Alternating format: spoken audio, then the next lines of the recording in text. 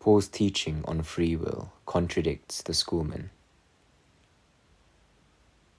Those who teach that God's original grace enables us effectually to will seem to suggest that the soul has the power voluntarily to aspire to the good, but that it is so feeble that it cannot develop into a strong impulse which might motivate man to try.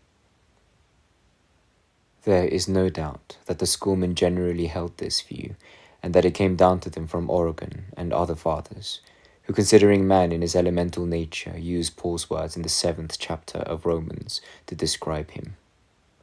I do not do the good I would, but I do the evil I would not. I have the will, but fail in the performance.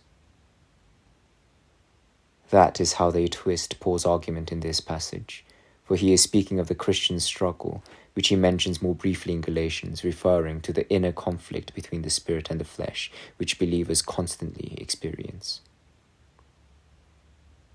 Now these have the spirit by regeneration, not by nature. That Paul has in view the regenerate is shown by the fact that, having declared that no good dwells in him, he explains that he is speaking of his flesh. He thus denies that it is he who does evil. It is sin dwelling within him.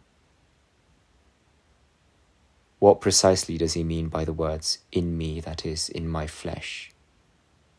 Surely it is the same as if he said, no good exists in me of myself, for none of that is to be found in my flesh.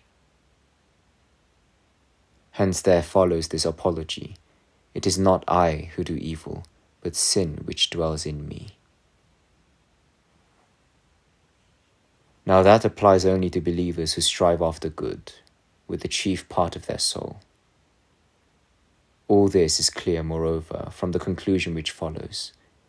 I delight, says Paul, in God's law in the inner man, but I see another law in my members which is contrary to the law of my mind. Who could experience such inner conflict if not the person who has been born anew by God's Spirit, but who still carries with him the remnants of his flesh?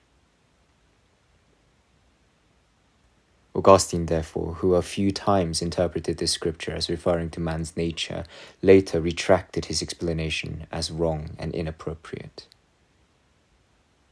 If surely we were to agree that man has even the tiniest impulse to do good independently of God's grace, how would we answer the apostle's objection that we are quite incapable of any good thought?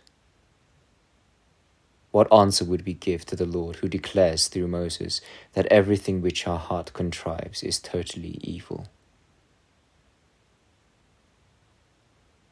Since, then, the Schoolmen have erred by misinterpreting this particular scripture, we need not stop any longer to consider their idle fantasies.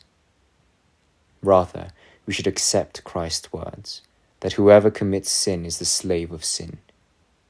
Now we are all sinners by nature, so it follows that we are under sin's yoke.